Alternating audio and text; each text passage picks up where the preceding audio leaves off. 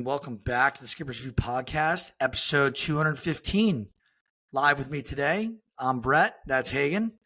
Uh, as always, brought to you by Chinook Seedery. Get your 10% off sunflower seeds using the discount code The Skippers View. Go enjoy, get all your sunflower seeds. Hagen, we had a lot go on in like the last 2 days since we went live. Right now, let's start in.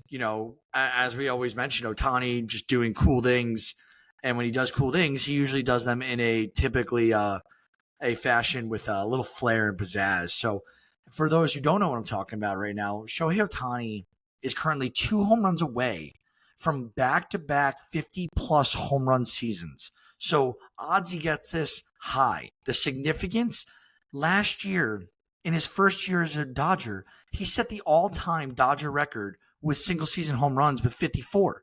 He could actually break that this year if he gets to 6 more home runs, which would be a lot over the next few games. Especially they might sit him. I don't know, as the playoffs are, we're less than 19 games now at this point. So we'll see what happens with that. But he's almost guaranteed to hit 50 and then, arguably challenge his number from last year. Hagen, do you find this hard to believe that Shohei Ohtani not only, is going to be the all-time Dodger, he already is the all-time Dodger single-season home run record leader. One, he might break his own record. And two, the Dodgers' rich history, how is this guy coming in years 1 and 2 and just knocking out of the park? Yeah, I think that's the takeaway I have here is I was surprised that he could break that in the first year. Where obviously, yes, he broke it by about 6 home runs, whatever it was, his first year. But it's the fact that how many great players played for the Dodgers franchise, one of the most decorated franchises in all of baseball. How are they on anyone that's hit 50 before? Like, I thought it was crazy. And then obviously we know Ohtani, he breaks the record. He's going to break it again. When we talk about Ohtani, wouldn't be surprised if he breaks it again next year, if he breaks it this year. So, and like you said too, he would cut it close. So he's on pace for 54 right now. So he'd be on pace to tie it. But knowing Ohtani, knowing the Dodgers are only a game up on the Padres, and both of those teams have been struggling lately, they need to step it up before the postseason. It wouldn't surprise me if Shohei just turned it on. We saw it last year, right before the playoffs. He turned it on and just kind of took vault the MVP and really locked it up here towards the end of the stretch last month of the season last year, even with Lindor, who was playing great at the time. And then he took it into the playoffs. He loves the big moment. He's shown multiple times that he can take his game another level at the big moment as well. So it wouldn't surprise me if he can surpass his total from last year and set the new Dodgers franchise home run record for single season. Oh, dude, it is insane to me that I hate that I use the word insane a lot here. I gotta switch it up, but Ohtani just does things, and we can't talk about him enough. And I understand there's haters out there; they're like probably sick of hearing Ohtani's name, but he's giving us no reason not to talk about him. And I think it's kind of, exactly what you said. The rich history with this organization. How did he come in and do this, and now he arguably has a chance to do it again. We don't know if he has a multi-home run game and really, increases his odds to hit 54 or more home runs this year. Plus, they're playing tonight, I believe. So there's always, a shot tonight that he, hits a home run or two. Let's talk about Jacob Misiorowski. For those who don't know Jacob Misiorowski, open up your eyes and ears. He's the new big thing in Milwaukee. So he looked really impressive in a 10-2 victory, given it was against Pittsburgh. He went 7 innings, gave up 3 hits, 1 earned run, had 8 strikeouts. He's now on the season through 12 starts, 55 innings. He's had 77 strikeouts in those 55 innings. He's got a 4.09 ERA, so it has room to come down, but he's 5-2. He's seeded only 24 walks. Hagen, is this I know Peralta's there, but is Misiorowski like the ace of the future in Milwaukee? And Woodruff's there too. I mean, just by the stuff wise, when Misiorowski's on, I think he's got to be the best pitcher in that rotation, which sounds crazy because Freddie Peralta, I think, is one of the most disrespected starting pitchers in all of Major League Baseball. You're going to see this year in the Cy Young voting how high he's going to finish there. He's just Mr. Reliable out there. Brandon would have been phenomenal as well. But Misiorowski, obviously, he struggled a little bit recently. This is probably his best start since July 8th when he went 6 innings, 4 hits, 1 run out there. He was struggled. Like, he's been, obviously, talking about he had a 4 ERA. Granted, he has a 3.12 FIP, but he struggled the last couple of months. So it's good to see him get back on track here, especially right before the postseason. If he can get a few good starts in, Because if you could run out Peralta, Mizrowski, and Woodruff 1, 2, 3, that Brewers team, I know they're the best team in baseball for a reason, but that team would be very scary to face, especially if they get a Trevor McGill back in that bullpen. Dude, yeah, and like I think they just had lost Nick Mears to the IL as well. He's been solid. Admiral Uribe is a stud. And who's the other guy I'm forgetting about? Their other starter, the rookie who came up, broke like a rookie record. He was like 3-0, and they sent him right back down. I think he got injured. What's his name? Do you know what I'm talking about? Yeah, Logan Henderson. I'm going to check on his health real quick, but I think that the Brewers just, I don't know what it is. They have it down. So Logan Henderson, by the way, 6 hours ago, he's throwing a bullpen session next week. I think he was injured a little bit. It was his elbow. So hopefully he can come back. And I don't know how Milwaukee will plan to deploy him coming up in the playoffs here, but if they can, they have that in their arsenal at their disposal to use. So would love to see that. Why don't you take these next? And sorry, what were you saying? And real quick before I move on, I was just going to say with Milwaukee, we didn't even mention Quinn Priester either, who in 141 innings this year with Milwaukee has a 3.25 ERA and has been one of the best ground ball pitchers in all of Major League Baseball this year. That's how good this rotation has been for them. We didn't even mention a guy like that. Yeah, exactly. Why don't you take these next two? Yes, we talked about it a couple episodes ago about how Brandon Sproat for the New York Mets, one of their top pitching prospects, was getting the call. He's a top 100 prospect. He took a no-hit bid into the 6th inning in his first career start out at Great American Ballpark as well. It was great stuff to see from him.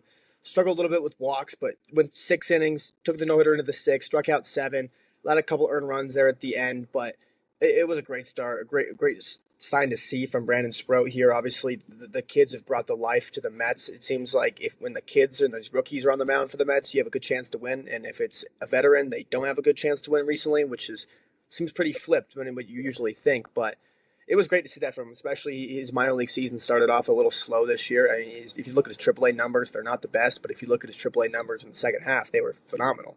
So it was great to see that from Brandon Sproat. He looked a little skittish there at the beginning early. You could tell he had some nerves out there. Fell behind batters a lot early. I think he walked 3 of the first 4 3 of the first 4 innings. He walked the leadoff batters, so he had a little bit of nerves on there, you could see, but it was good to see him settle in. The stuff was looking pretty good on him, so it was a great start from him. And then sorry, after that, I was going to say after that, we talked about it just a little bit before we hopped on the show. In other Mets news, Juan Soto. Who would have thought that Juan Soto, in his first season in New York, goes 30-30, and not only that, becomes the first player this Major League Baseball season to become the first 30-30 guy this year. It's incredible. I said it to you before we hopped on here. I said since June 1st, guess who leads Major League Baseball in stolen bases? It's Jose Ramirez, and it's Juan Soto with 23. It's unbelievable what this guy's doing. I mean, if you just take before June, this guy was seen as, he was overpaid, he's overrated, it was an awful contract, it's only year 1. Now this is looking like his down year is turning into he's going to finish top 3 in MVP voting. It's incredible Juan Soto's doing, and we've never seen him even eclipse 20 stolen bases in a career before. And he has a very good chance of going 40-30 this year. It's incredible, dude. It's unreal, and I don't if you're not the biggest baseball fan in the world or understand how this game operates.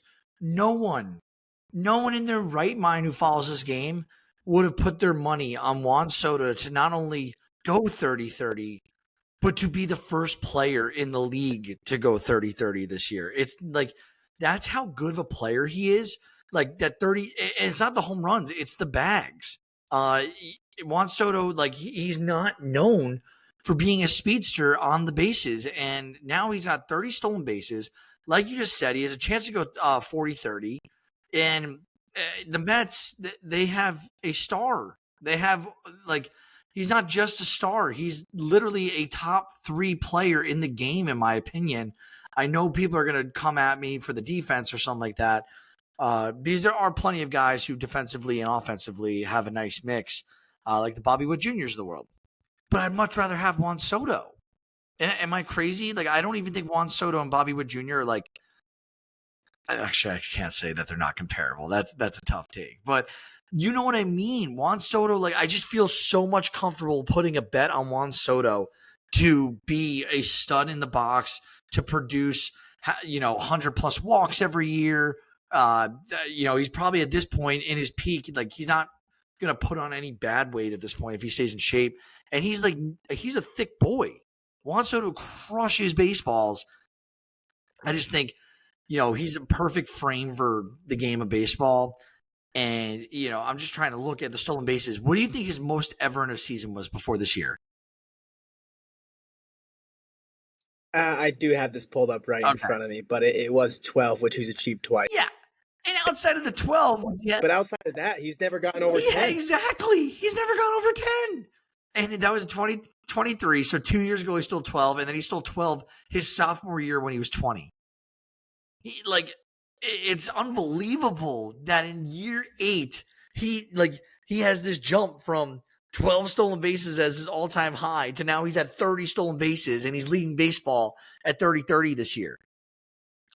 It's unfathomable that Juan Soto did this. It was not in – I would have never predicted this in my wildest dreams that Juan Soto would have done this. Imagine in December when he signed with the New York Mets and the picture of him in the jersey when everyone was like, this guy's fat now. He's gained all this weight. Imagine telling people back then that Juan Soto would have 30 stolen bases and become the first player of the season to go 30-30. On the fact, too, that he just signed a 15-year contract, and you'd think that, hey, we want to preserve him a little bit, especially when he's only 26 years old. You'd think the stolen bases would go down. You'd think they'd be around where 7, where they were last year. You don't think they would go up by 22. Yeah. So, did you mention the other Mets who have gone 30-30 already? I forgot if you mentioned that already. No, yeah, but he became the fifth player in Mets history to hit a 30-30 season, joining Darryl Strawberry, David Wright, Francisco Lindor, and Howard Johnson, who did it 3 times. So, great company. Obviously, all great Mets of all time up there. So that's very special company that Juan Soto just joined himself in. Yeah, impressive stuff out of Soto in, year 1 with the Mets, with all the pressure in the world and all the reason to slack off because he finally got the contract. And this guy just balls. He straight balls. Let's talk about the rest of the field who has a chance to go 30-30 this year. So Hagen and I did a little digging right before the episode, just like who realistically has a shot at going 30-30. And the players that are on this list, we got J-Ram, PCA, Lindor can do it now again for a second time as a Met this year.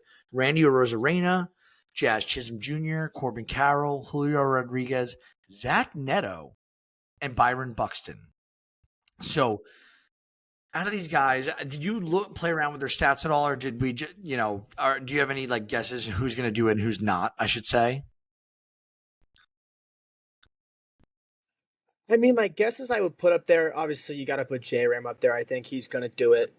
PCA would be tough just because he's been in such a slump lately. I think he's hitting around 150 against fastball since August 1st. It's just he's been struggling horribly. As a reference, you got to put. I think Jazz will get. Sorry, as a reference, I was just going to list out their stats as you went through it. So, J-Ram, 37 stolen bases, 27 bombs. So he's 3 home runs away. PCA, you're out on. He's got 32 stolen bases. He's got 28 bombs. So he only needs 2 bombs to do it. And if he's that cold, it might be tough. Next guy up that we have is Lindor. He's at 28 and 26. It's doable for sure. Who else is on this? Randy Arozarena. He's at 27 and 26. Very doable. Jazz, he's at 27 and 28. Very doable. Next was Corbin Carroll. He's at 26 and 30, so he needs 4 more stolen bags.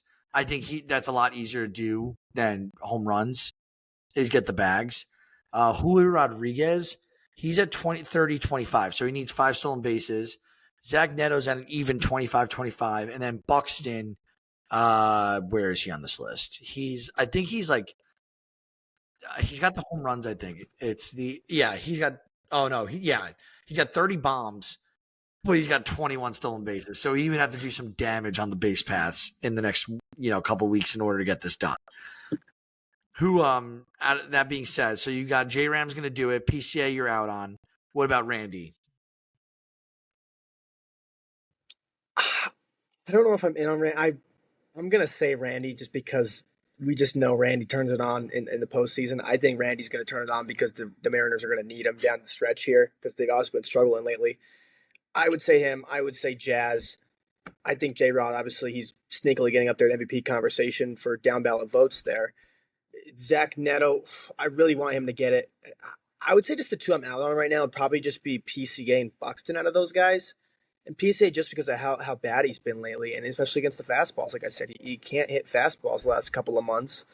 And then Buxton, too. I just don't think the Twins are out of it. I guess I can see if that's something he really wants, I'm going to go get this. But I just don't think for the Twins, you want to be forcing stolen bases for a guy who's having one of the healthiest seasons of his career, who's had injury problems in the past. Yeah, that's actually a really solid take on that. I think that Buxton being the, what he's been, injury, ridden the last few seasons, really his career, he's dealt with significant injuries. So I don't think him having one of the better seasons of his career, it's time to push it. I agree with that, especially because the Twins aren't really in contention.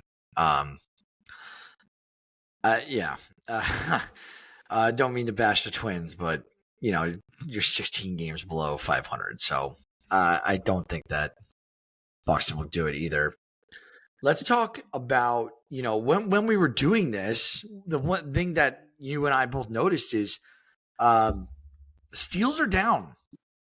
Steals are down big time. So, Hagen, I think you had it pulled up. What was the difference between this year and last year in total steals? So yeah, I pulled it up from 2023 since that was the first season they expanded the bases and made them larger, and that's when you saw a little jump. So I went from there, and if you want to take 2024, there was 3,617 stolen bases. This year, there's 3,051. Yes, I understand there's about 18 games left for each team out there, so that'll go up by 100, 200, whatever that goes up, but it's going to be down quite a bit as well. And then 2023, compared to this year to then, we're still down 502 stolen bases from that point. It's just really crazy to see how low the steals are this year. I wonder if that's someone, a team focus is just trying to be more selective with base stealing this year. Because obviously, like this conversation got brought up because we were talking about how Jose Caballero is leading the league in stolen bases, and I think he said 42, what he was at. So we were talking, obviously, Shohei had 50 last year. The Ellie had about 60 or 70 last year. So it's just incredible. It's just crazy to see this and on how much lower they have been. You'd think they would be within 100, 200, not down by 500, 600. Yeah, right. It's Caballero with 43. Last year, we had 6 guys finish 40 or more.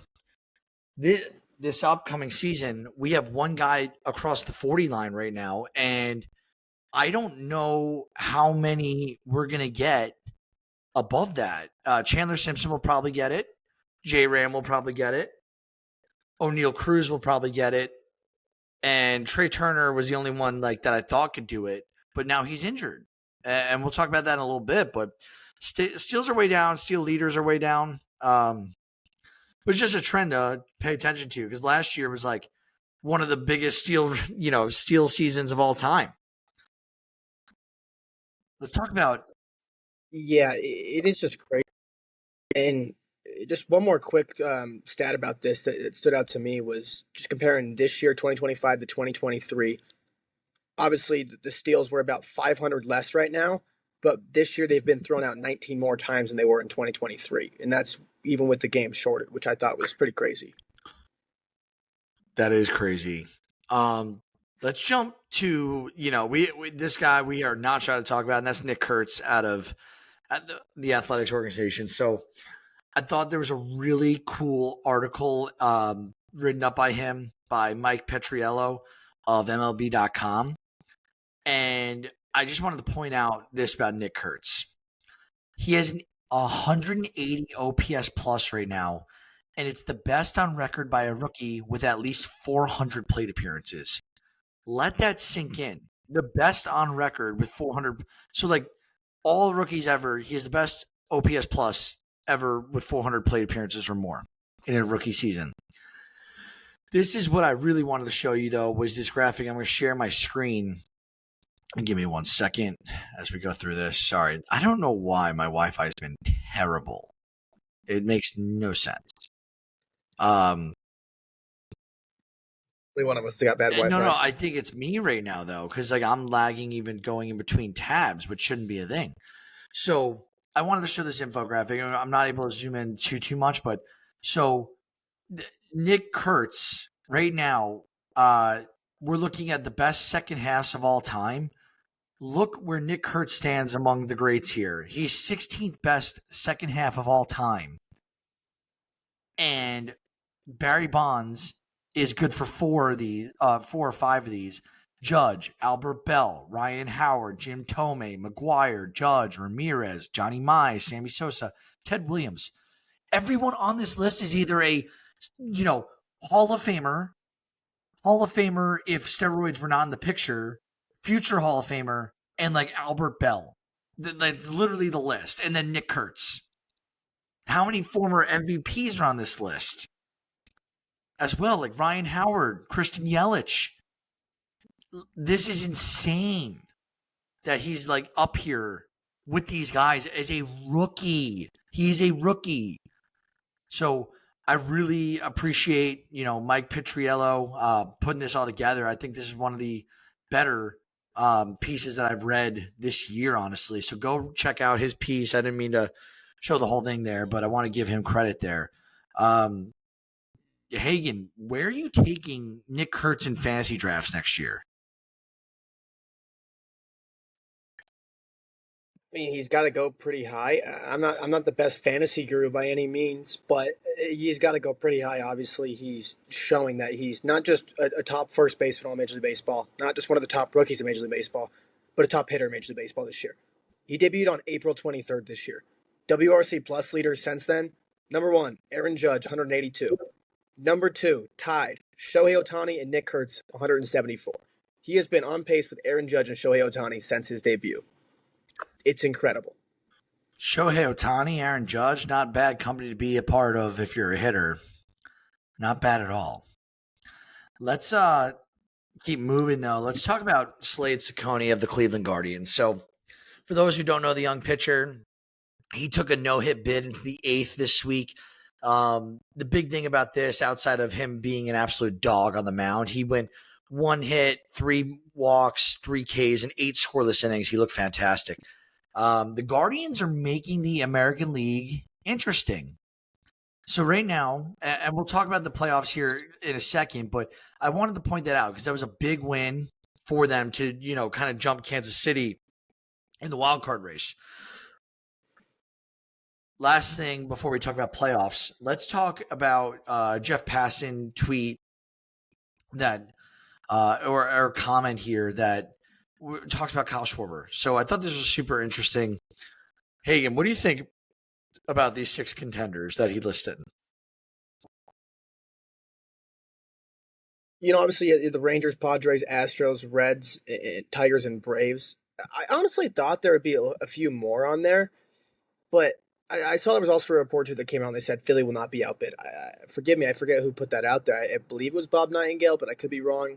But it was saying that Philly will not be outbid, which rightfully so. I mean, I have had conversations with Mets fans about that we want Kyle Schwarber on this team, and it's how much money would you give this guy? Because we kind of came to the case that we would give him like a 3-year deal, and you give him $80 million, $70 million. Like he's going to get a bag, especially I know he's been slumping. He was on that around like 0 for 21 stretch, had the 4 home run game. Then he was on like a 1 for 30 stretch, whatever it was, until today's game where he actually hit a home run.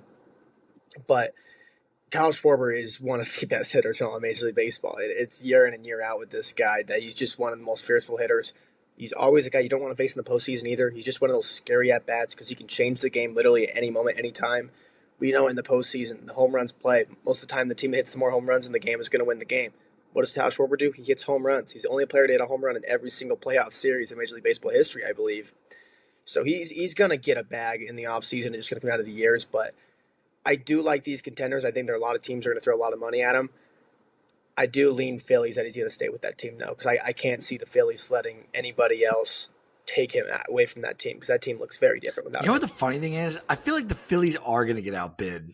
Even though they say they're not, like, I feel like they have too much money tied up. Plus, JT Realmuto is going to be a free agent as well. I haven't heard of anyone in their catching, like no notable prospects, and there might be someone like, who's in their system that they really like that I don't know about. That's not impossible for that to be the status. But like, I feel like JT Realmuto is going to get paid, and I can't see him leaving Philly. I don't think he's going to get like a massive contract. He's an older catcher, but I feel like they're going to take care of him, and Schwarber is going to command a lot of money. So we'll see how it shakes out, but and who knows? Like, do you think they'll ever extend Painter if he comes out hot in like the first month or two next year? I mean, I don't believe we've seen a Philly do those pre-arb deals yet, but it wouldn't surprise me. I mean, you obviously have a lot of money tied up already. You're going to be paying Bryce Harper and Trey Turner a lot of money. Aaron Nola, this is the first year of his extension as well, so you have money tied up. But I always prefer the pre-arb deals. I really like them. Yeah, I don't know. I feel like I don't know what Philly's mindset is on Schwarber. Obviously, they gotta like him. I just don't know like how much money they're willing to put in for him because he's older, right? Was he 30, 31? So I believe he's getting his low 30s. So, and he's only a DH. He doesn't play the field, and it's not like Ohtani where he only DHs, but like we all know, Ohtani pitches as well, and he's just way better than Schwarber, both on the base paths, in the batter's box. He's better than him at every single capacity. So, like, I don't know. We'll see. I find it hard to find a DH who is gonna if you look at baseball, who are the best DHs in terms of like payroll? Obviously Stanton, but that was a horrible, horrible, horrible contract the Yankees took on. Even though when Stanton plays, he's a boss. But Marcell Ozuna, I think of obviously Schwarber, Ohtani, and then trying to think of DH only guys who have like are big deals or getting big deals. Oh, I mean, to get those big deals, you Maybe got Jordan. one of the best hitters. Jordan plays the outfield sometimes, though. I would consider Jordan more of a DH because he plays a very shitty outfield. But to your point too, though, with Philly, it will be interesting to see like how far they're willing to give on Schwarber, because I don't think it's crazy to see them getting outbid at all. Because I thought they're saying they're not going to get outbid, but how much are you willing to pay for a DH? Because we've seen teams like the Red Sox with Bregman, where just, hey, what if we get you? I'm not saying Red Sox fans with Schwarber, but hey, we'll give a guy $40 million a year on a 3-year deal, whatever. It's like they did with Bregman. I know you're not going to get that much for a DH, but like you could do a, hey, Schwarber, we'll give you $28 million a year if you really need a DH that bad, and you're a team like in the Mets' sake, just for sake of conversation, there that you have the money, you have the owner that's willing to do that. How far will teams go on that? Yeah. I don't know. Time will tell. Let's talk a little bit more about these divisional and playoff races as they heat up. I mentioned the Guardians earlier, so we'll start with the American League. So in the wild card, like right now, it's the Yankees, Boston, Seattle. Seattle is on the edge of their seat as now Texas, who just claimed the lead against Milwaukee, actually live.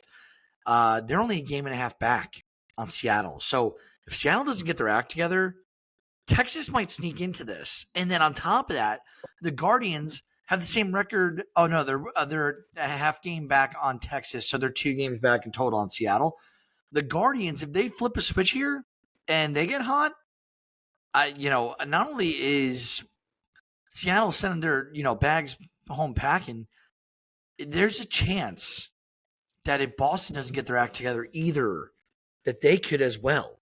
And they have a much tougher schedule than the Yankees here on out. So, I say that as the Yankees are getting absolutely, bull rushed by the Detroit Tigers as we speak. But I don't know. I don't know. The American League is interesting. I think Kansas City with Lugo going down, Bobby Witt being shooken up recently, I don't think they have the star power to really make a run here. Cole Reagans is injured. I don't think it's the Royals' year to make the playoffs. So between Boston, Seattle, Texas, and Cleveland, it's going to get really interesting here over the next few weeks. I think the Yankees will hold on ultimately. Hagen, do you have any big calls, or do you think that Kansas City will be able to sneak in, or anyone else that maybe Tampa? I say the same. I think it's just the last spot between the Mariners, Rangers, and Guardians. Obviously, we talked about a little bit how the Mariners have been skidding. They've won three. They've won their last three though, which is a good sign from them. But right behind the heels, the Rangers are 7-3 in their last 10, and the Guardians a half game behind them. They've won their last five. So Seattle doesn't have much room. Does they have not much room to really screw this up here? I know the joke out there is that the Seattle Mariners miss the playoffs by one game every single year. That could very much likely be the case if they don't start hitting because Geno Suarez has not been great since becoming a Seattle Mariner. Cal Raleigh has not been great the last couple of months. I know Julio Rodriguez has been playing phenomenal recently, but Seattle's really got to step this up, and I believe they can do that, especially where they just had the better roster in my mind compared to the Rangers and the Guardians. Yeah, Seattle's so disappointing if they don't make the playoffs. Like I'm gonna be like actually annoyed because with their pitching staff, with Cal Raleigh in the narrative of this season, and we all knew second half GOAT Julio Rodriguez was going to come around eventually. In the first half, we knew that was going to come.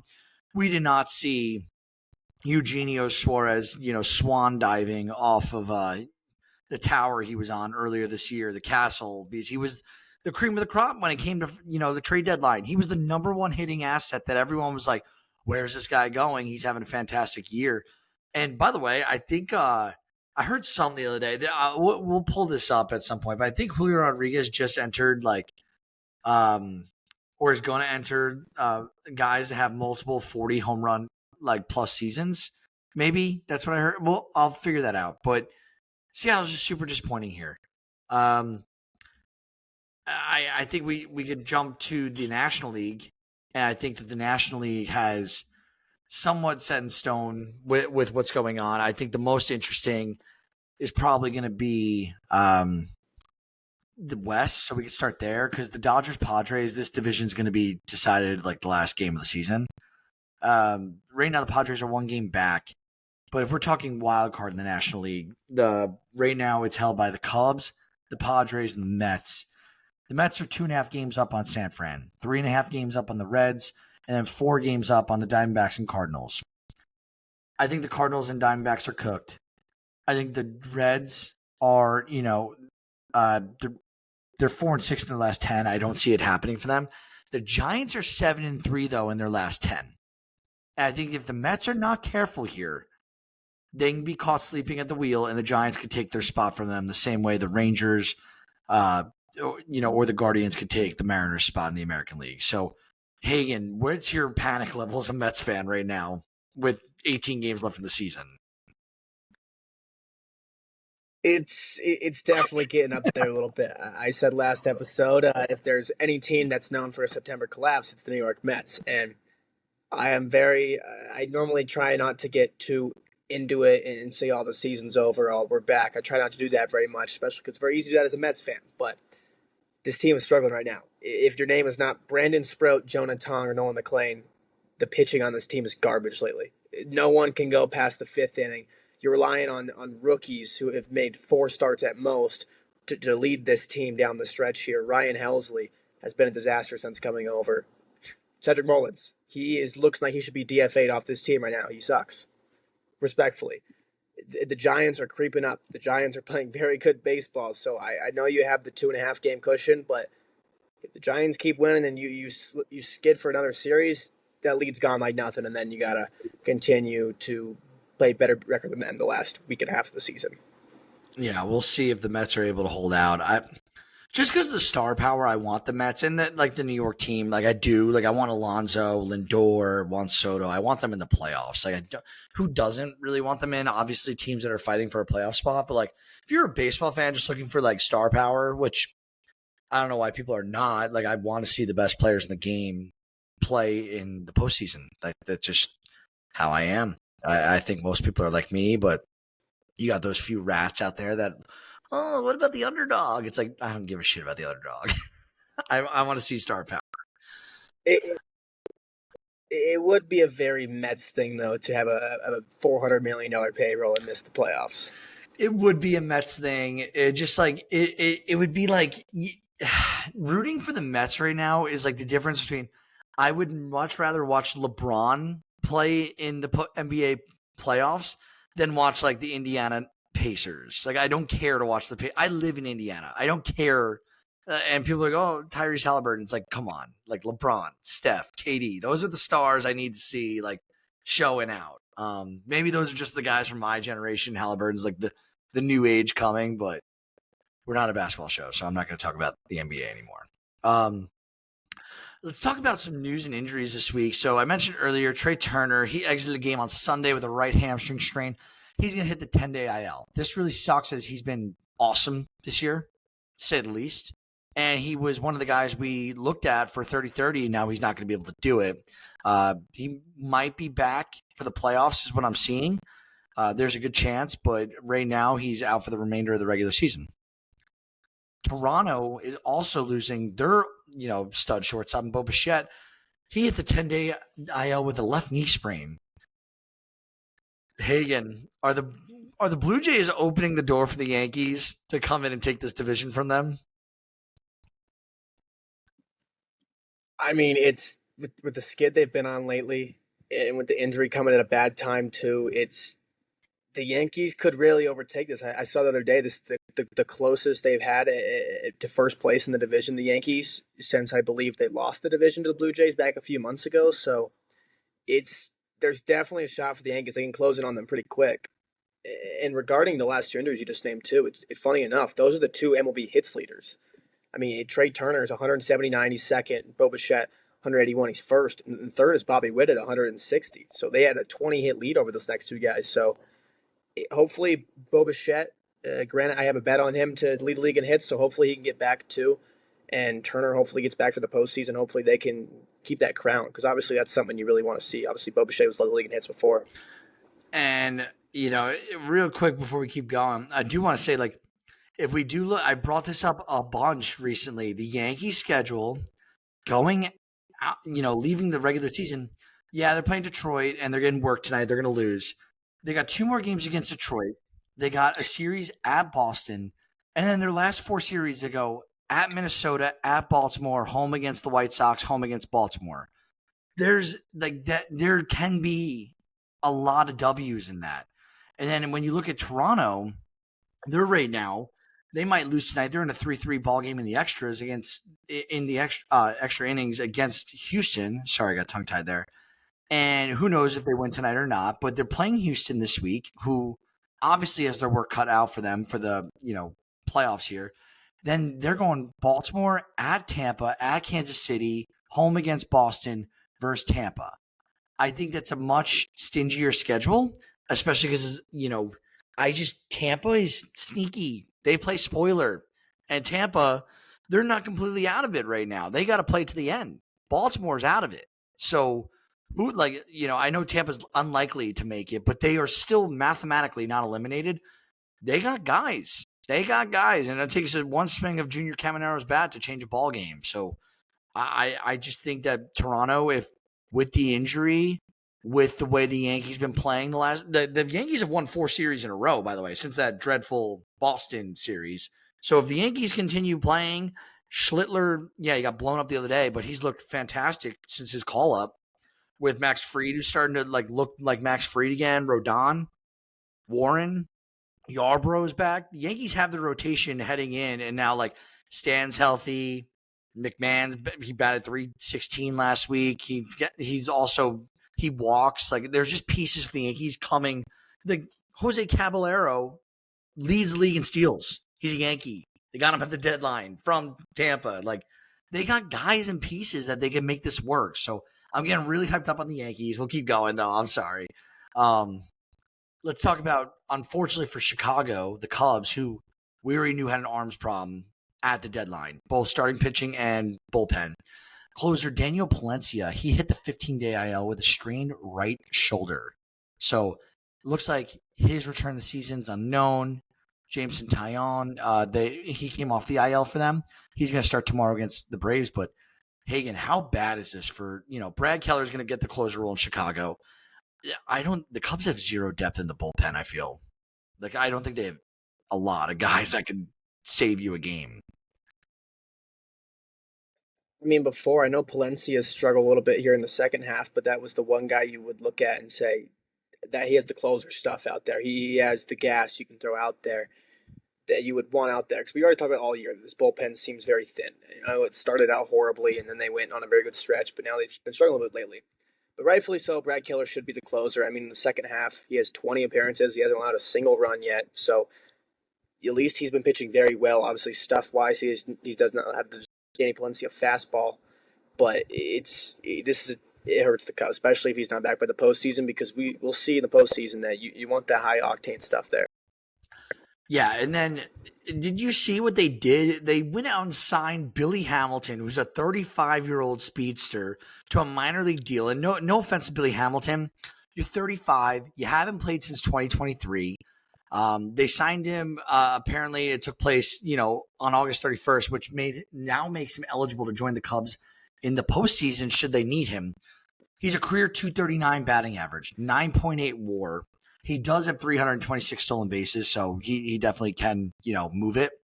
But he's got 24 career home runs, and he's played in like 11 MLB seasons, so he's barely hitting 2 home runs a year. Hagen, do you think this is anything, or do you think this is chalk?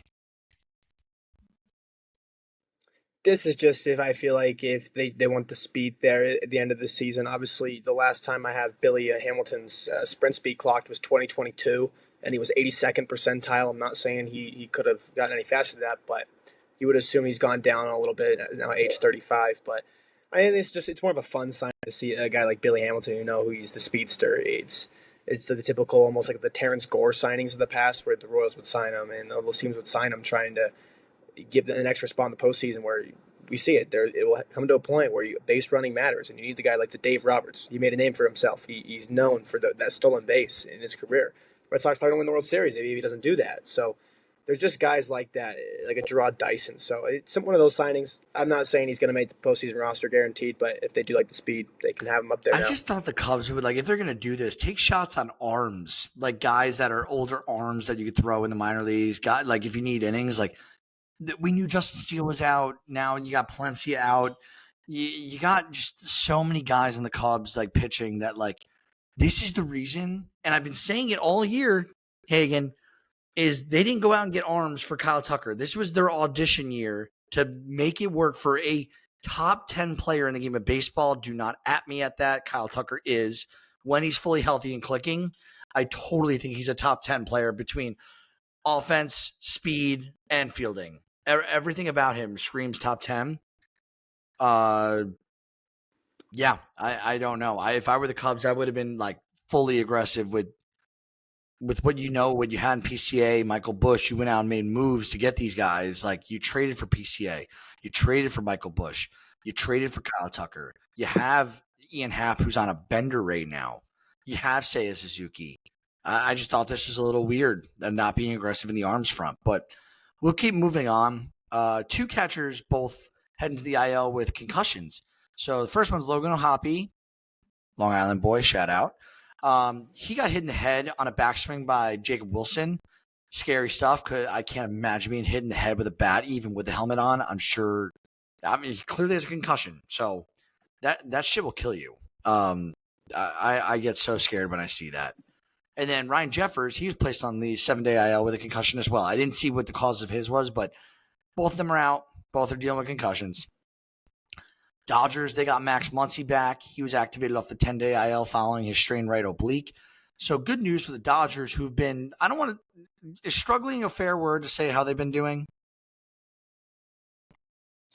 Yeah, I think struggling is more than fair to say for the Dodgers. They've been pretty bad for since July 1st. I believe they're 12 games under 500. I didn't realize it was that bad.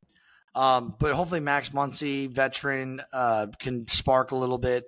Obviously, some of their stars have had down years, like Mookie Betts has not been himself. And we all knew that coming into the season. He was sick, lost a ton of weight. He was dealing with health issues. And then, outside of Ohtani, Freeman, he came to the season off ankle surgery and was limping. And he's played a lot, but it's just he's getting older and he's been dealing with the ankle. So we haven't seen quite the Freddie Freeman season that I think that we're used to. And let me double check his numbers real quick, because I've had him in fantasy and I feel like it's just such a Freddie Freeman year. Freddie Freeman right now is batting 295, so he's having a great from the batting average, but he's got 19 bombs and 5 stolen bases, less than 80 RBIs. Like, it's just not what we're used to seeing out of Freeman, if that makes sense. 100%, especially when he already has such a high bar to set for how good he is. Yeah, absolutely. And he's getting, like I said, he's getting older.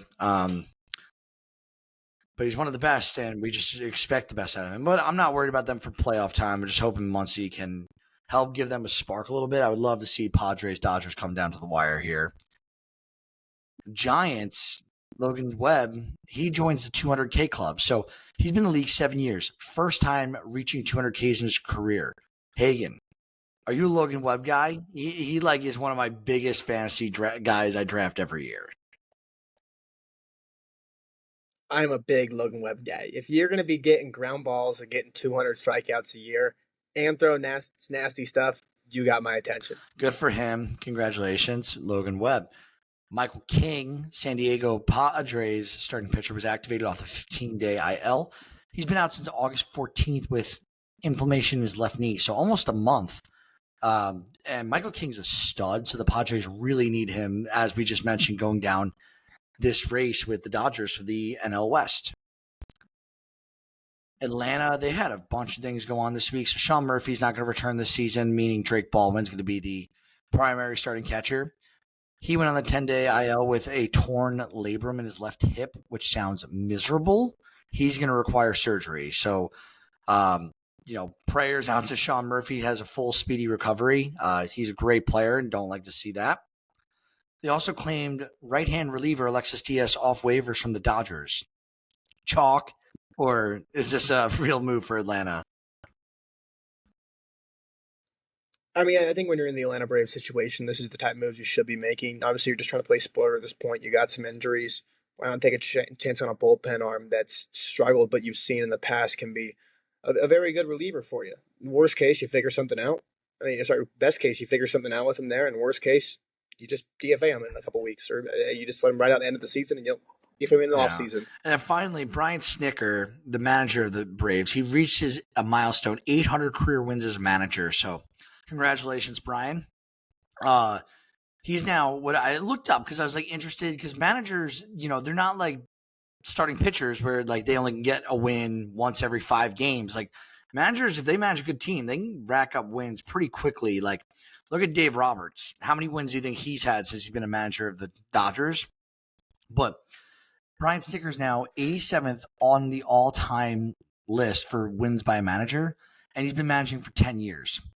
So what I found out was he would need another 10 years at age 69 and to win another 800 games in those 10 years, virtually averaging 80 wins a season minimum. And that would only break him into the top 25 of all time, which is insane to think, like 1,600 wins and you're barely a top 25 manager. I mean, that's just insane. I mean, especially, it's almost like the wins for the pitchers too, to a point where we're not going to see another 300-game winner again. Where if you look at these managers, it seems like obviously I wasn't paying attention to the managers hiring and firings. Obviously, back in the 80s and the 90s, wasn't alive for that. But it just in today's game, managers get fired. I feel like a lot easier now. Like how many managers get tenured past 7 years? Like it doesn't really happen too often anymore. So you have to be a good manager too. You can't have bad years mixed in there. You have to be a continually good manager. I mean, even Dave Roberts, who's one of the best managers in baseball, he's up there. You just said about how many wins he's had. There was talks last year if they lose to the Padres in the first round, they should easily be fired. There was fans that wanted that. It's incredible. So it's cool to see Snitker get that career milestone of 800, especially knowing that he might not return next year. Yeah, absolutely. And like I hope they don't pin this on Snitker. I don't think Atlanta's struggles have to do with management. I think it has to do with injuries and just like lack of performance out of the players. Honestly, I don't think it's Snitker. Sorry. Last thing, the news notes: Stu Sternberg, he sold the Tampa Bay Rays in a deal expected to be finalized next month. He's going to retain a 10% share of the team. And, the outset of the deal is $1.7 billion with Patrick Zalupski. So Sternberg's group will eventually leave the partnership, but I think that Tampa Bay fans are probably happy, if I had to guess. I feel like the way the Rays run their team, it's actually pretty cool from a bystander standpoint, but I can't imagine having the pieces that they have and the prospects and then just never paying anyone to stay with the team and never going after anyone. That would be a miserable life cycle. So if new owner, Patrick Zalupski, willing to spend a little bit on his ball club, invest in the area. I don't know if you've ever been to the Tampa Bay Stadium. It is a dump. I've been there. The only cool thing about the stadium was they served mango carts, one of my favorite beers, and the Ray Tank. The Ray Tank needs to stay. I think that is one of the coolest things in baseball, having the Ray Tank. But it's a dome, and it obviously got shredded to pieces. That's why it's not playing there anymore this season. They need a real ballpark. Then they need to invest in shops, towns, bars around this and really build up. Tampa Bay shows up. If you ever see Lightning games, those people love the Tampa Bay Lightning. And I'm not a hockey fan, and I know that. Tampa totally has the ability to support this team full and through, sell out games, indoor stadium, make it AC, play Florida during the summer. I get it. But, we'll see. We'll see. We'll probably talk about that with Ethan at some point. His thoughts. So, one last take. Hagen, we talked about this last episode. So, unfortunately for those who are, living under a rock in the baseball world and have not heard about this Philly Marlins fan situation with the home run ball this week. So, lady, not named Karen, but she is a Karen, argued that a man who grabbed a ball off the ground, stole the ball from her, ran up. Philly, the Marlins department gave the kid who the ball was taking, the dad took the ball, gave it to the woman, and was like, "Here, get out of my face, just leave." Hooked him up. Harrison Bader hooked him up with some gear, a signed bat, and what have you. So now a trading card company was offering, and I saw this, $5,000 to the Phillies fan who took the home run ball from the child, and only if she writes on the ball, "I'm sorry." Did you see this at all? I did see this on social media. I thought that was pretty funny. I don't understand why people are calling for her job and stuff like that. The internet's terrible place to be. But she deserves to be ridiculed for a little bit. This is totally again, like I said last time, we don't know the full story. Maybe he did take it out of her hand. It was not on camera. But taking the ball from a kid, whether you were intoxicated or you don't know the protocol, it was just at that point, just give the ball back. But you got into it with other fans. People were recording you. You're giving the finger. You made more of a scene of it than it had to be. You could have just gave the ball back and moved on. But I thought this was really funny that they're because I think that ball would go there's going to be some Phillies owner who's I'm buying that ball, just having it. But outside of that, that's it from me this week. Do you have anything else you want to tie off on? Yeah, just a quick little stat watch here that I was looking at the other day, and I tweeted out. So Mike Trout, this is going to be his 10th season. Sorry, this is his 10th season in his career, playing at least 100 games. His lowest WAR total in previous seasons where he's played at least 100 games is 6. His WAR total right now is 1.4. Mike Trout is having probably the worst year of his career for a healthy season. Funny enough, Mike Trout is a staple of Murderers Row, my fantasy team in the Skippers View League that might win the title. So funny enough, I have him and Merrill. That those are two big picks I whiffed on, and I'm still I think would. You still have a 35 game lead on second place. Dude, watch me whiff it and lose to Grant in the championship after being up 35 games on everyone. I'd be pissed.